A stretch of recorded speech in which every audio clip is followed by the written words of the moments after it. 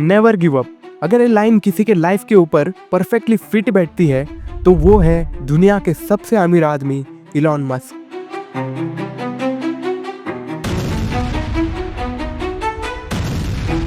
When you had that third failure in a row, did you think, I need to pack this in?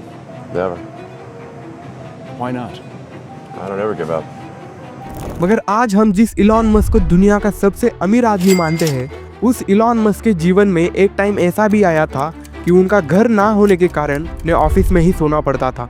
जहाँ पर आज की generation को life में करना क्या है यही नहीं पता होता, वहीं पर इलॉन मस्क ने महज अपनी 12 साल की उम्र में अपना पहला गेम डेवलप किया था। आपको क्या लगता है दुनिया का सबसे अमीर आदमी बनना इतना आसान है? आप कहोगे ये तो लक का खेल है, मगर आप इलॉन मस्क की मानो तो बहुत आसान है, मगर रास्ते कठिनाइयों से भरे पड़े होंगे। हर कोई तुम्हें नीचे खींचने की कोशिश कर रहा होगा, मगर वो कहावत सुनिए ना, only dead fish go with the flow. अब डिसाइड आपको करना है, लाइफ में बड़ी छलांग मारनी है या जहां पर बैठे हो उससे भी नीचे गिरना है।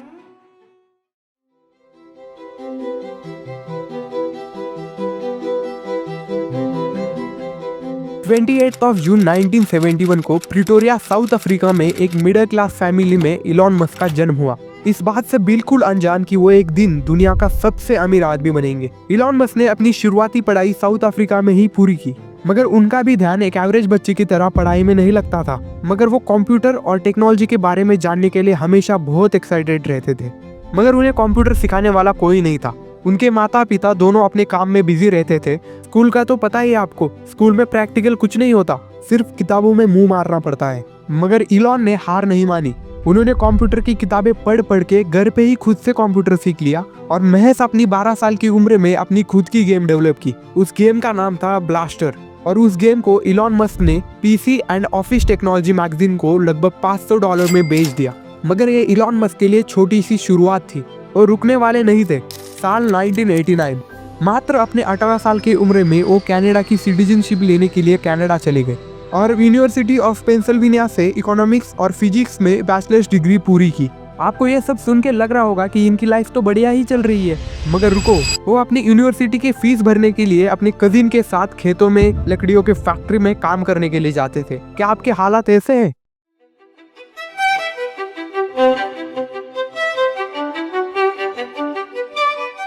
कनाडा से बैचलर्स डिग्री प्राप्त करने के बाद वो अपनी अगली पढ़ाई करने के लिए यूएसए शिफ्ट हो गए और कैलिफोर्निया के स्टैनफोर्ड यूनिवर्सिटी में एडमिशन लिया। मगर उन्होंने कभी क्लासेस अटेंड ही नहीं की।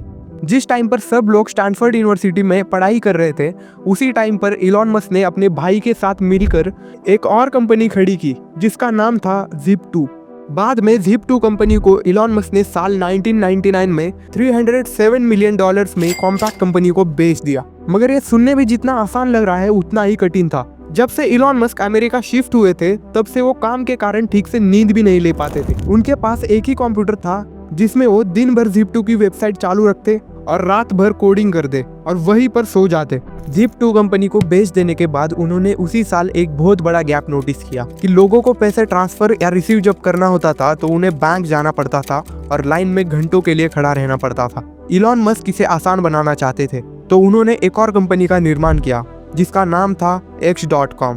एक कंपनी लोगों को ईमेल के माध्यम से पैसे ट्रांसफर या रिसीव करने में मदद करती थी। बाद में X.com और कन्फिनिटी इन दो कंपनियों ने मर्ज होकर ईयर 2000 में पेपल को जन्म दिया और उसके लगभग 2 साल बाद ईबे ने पेपल को $1.5 बिलियन में खरीद लिया, जिनमें से $176 मिलियन इलॉन मस्क को मिले। अगर इलॉन मस्क की जगह कोई और होता तो शायद वो इतने पैसे लेकर शांत बैठ जाता, मगर इलॉन मस्क ने बिल्कुल इसका उल्टा किया। अब वो पैसे भी कमा रहे थे, लाइफ भी बढ़िया चल रही थी। इस वक्त इलॉन मस्क का इंटरेस्ट स्पेस के बारे में बढ़ने लगा। साल 2003 में वो रशिया गए। असल में वो 3 इंटरकॉन्टिनेंटल बैलिस्टिक मिसाइल खरीदना चाहते थे, मगर एक रॉकेट की कीमत $8 मिलियन होने के कारण वो वापस अमेरिका आके उन्होंने रॉकेट साइंस की पढ़ाई की और उसके 1 साल बाद पेपल और Zip2 को बेचने से जितना पैसा आया था उनमें से $100 मिलियन लगाकर इलॉन मस्क ने SpaceX नाम की स्पेस फ्लाइट सर्विस कंपनी का निर्माण किया। जो आगे चल के इलॉन मस्क के लाइफ का डाउनफॉल भी करवा सकती थी। कुछ ऐसा हुआ, जब इलॉन मस्क रशिया गए थे तब उस रॉकेट की कीमत $8 मिलियन थी। इलॉन मस्क इसकी प्राइस कम करना चाहते थे। बेसिकली इलॉन मस्क कम से कम लागत में रॉकेट को मैन्युफैक्चर करना चाहते थे। सब लोग बोल रहे थे कि ये पॉसिबल नहीं हो सकता। नासा ने तो ये तक कमिट कर दिया था कि अगर इलॉन मस्क इस मिशन में पास होते हैं तो हम हमारे सारे रॉकेट स्पेसएक्स से ही मैन्युफैक्चर करेंगे। मगर इलॉन मस्क हार मानने के लिए तैयारी नहीं थे। उन्होंने अपना पहला रॉकेट मैन्युफैक्चर किया, मगर जब इसे उड़ाने की बारी आई तो वो बुरी तरीके से फेल हो गया। अभी भी पेपल और Zip2 के पैसे इलॉन मस्क के पास बाकी थे, तो उन्होंने एक बार फिर रॉकेट को मैन्युफैक्चर किया, मगर दूसरा आइटम भी फेल रहा। अब इलॉन मस्क के पास सिर्फ एक और चांस के पैसे बाकी थे और तीसरे चांस में भी उन्होंने हार का सामना किया। इतनी बार हारने के बाद आम आदमी क्या सोचता, मेरे नसीब में ही फेलियर लिखा होगा। अब सबको लग रहा था कि अब कुछ नहीं हो सकता, इलॉन मस्क भी हार मान जाएंगे। कंपनी के सारे एम्प्लॉयज नाराज थे। तभी इलॉन मस्क आते हैं और कहते हैं कि मुझे हार माननी ही होती तो मैं पहले चांस के बाद ही हार मान लेता, मगर अब हम बहुत आगे आ चुके हैं, अब एक और बार ट्राई कर लेते हैं। उन्होंने उनके पार्टनर कंपनियों से इन्वेस्टमेंट ली और निकल पड़े अपना काम करने के लिए। इलॉन मस्क को ये अच्छे से मालूम था कि अगर इस बार वो फेल हुए तो वो जहाँ से उठ के आए थे वहीं पे जाके बैठना पड़ेगा। मगर वो कहते हैं ना, भगवान तुम्हें कितनी बार हराएंगे, कभी ना कभी उन्हें तुम पे तरस आ ही जाएगा। और अपने लगातार चौथे अटेम्प्ट में वो सक्सेसफुली रॉकेट को लॉन्च कर पाए। एक टाइम पर रॉकेट मैन्युफैक्चर करने के लिए इलॉन मस्क के पास पैसे नहीं थे। आज वहीं पर स्पेसएक्स $210 बिलियन की कंपनी है। इलॉन मस्क हमेशा आगे की सोचते हैं, चाहे वो कम पैसे में रॉकेट उड़ाना हो या चाहे रियूजेबल रॉकेट्स बनाना हो। जहाँ पर बाकी की कंपनी से सोच तक नहीं पाती, वहीं पर इलॉन मस्क सबको शॉक करके रख देते हैं। इन 2004, Musk was an early investor in electric vehicle manufacturer Tesla Motors, providing most of the initial financing and assuming the position of company chairman. He later became the product architect and in 2008 the CEO. In 2006, Musk helped create SolarCity, a solar energy company that was acquired by Tesla in 2016 and became Tesla Energy. In 2013, he proposed a Hyperloop high-speed train transportation system. In 2015, he co-founded OpenAI, a non-profit artificial intelligence research company. The following year, Musk co-founded Neuralink, a neurotechnology company developing brain-computer interfaces, and The Boring Company, a tunnel construction company. In 2018, US Securities and Exchange Commission secured Musk, alleging that he had falsely announced that he had secured funding for a private takeover for Tesla. To settle the case, Musk stepped down as the chairman of Tesla and paid a $20 million fine. In 2022, he acquired Twitter for $44 billion, merged company into the newly created X Corp, and rebranded the service as X in 2023. In March 2023, Musk founded XAI, an artificial intelligence company. These all companies were co-founded by Elon Musk. Elon Musk को एक time पर university की fees भरने के लिए खेतों में, लकड़ियों के फैक्ट्री में काम करने के लिए जाना पड़ता था। आज वही आदमी दुनिया का सबसे अमीर आदमी है, अप्रोक्सीमेटली $300 बिलियन के नेटवर्क के साथ।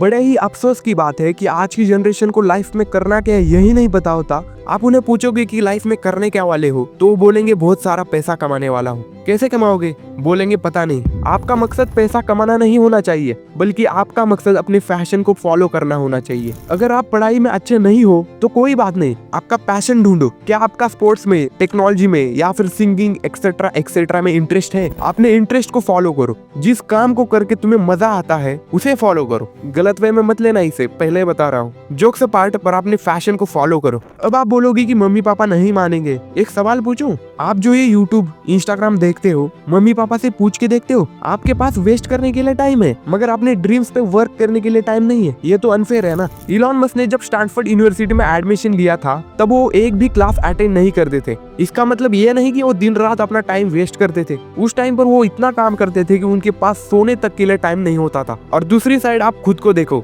मुझे ये बताओ, आप काम क्या करते हो? रिस्क है तो इश्क है। यहाँ पे एक छोटी सी गलती है, उस इश्क की जगह पैसे को रख दो, इश्क अपने आप मिलेगा। एक सेकेंड, हम थोड़ा टॉपिक से भटक तो नहीं रहे? रिस्क है तो पैसा है, राइम तो नहीं हो रहा, मगर पैसा है हमारे पास। जोक्स अपार्ट, रिस्क लेने से कभी पीछे मत हटो। मुझे नहीं लगता कि यहाँ इलॉन मस्क का एग्जांपल देना जरूरी है, क्योंकि इलॉन मस्क की पूरी जिंदगी रिस्क से भरी पड़ी हुई है। Always look for a moon, if you miss it you may hit a star. सपने देखो, सॉरी बड़े सपने देखो। सपना को देखना अच्छी बात, लेकिन सपना के साथ एडिटर थोड़ा पागल है क्या? एजुकेशनल चैनल है ये, माफ करना मैं ही हूँ एडिटर। सॉरी, कभी कभी डार्क मोड एक्टिवेट हो जाता है। नेवर गिव अप, ट्राई तो सब करते हैं, मगर फर्क सिर्फ उनमें दिखता है जो आखिरी सांस तक ट्राई करता है। इलॉन मस्क के लगातार 3 रॉकेट्स फेल हो चुके थे, मगर उन्होंने हार नहीं मानी। चौथा रॉकेट सक्सेसफुली लॉन्च हो गया। अगर वो ट्राई नहीं करते तो शायद इलॉन मस्क कभी इस लेवल पे आ ही नहीं पाते। लास्ट बट नॉट लीस्ट, पागलपन। क्या होता है पागलपन? पागलपन मतलब सिंपल वर्ड्स में अपने काम के प्रति प्यार। जब पूरी दुनिया इलॉन मस्क को नहीं कर सकता बोल रही थी, उस वक्त इलॉन मस्क बोल रहा था मैं क्यों नहीं कर सकता, और आज उसके लिए ये पूरी दुनिया झुकी हुई है। जब पूरी दुनिया तुम्हें नीचे खींचने की कोशिश कर रही हो और तुम्हें वो नीचे खींचने में कामयाब नहीं होती है, तब सोचो उनके सामने खड़े होने में कितना मजा आएगा। और अगर आपने इस वीडियो को यहाँ तक देख लिया है तो मैं आपको ये वीडियो जरूर रिकमेंड करूंगा।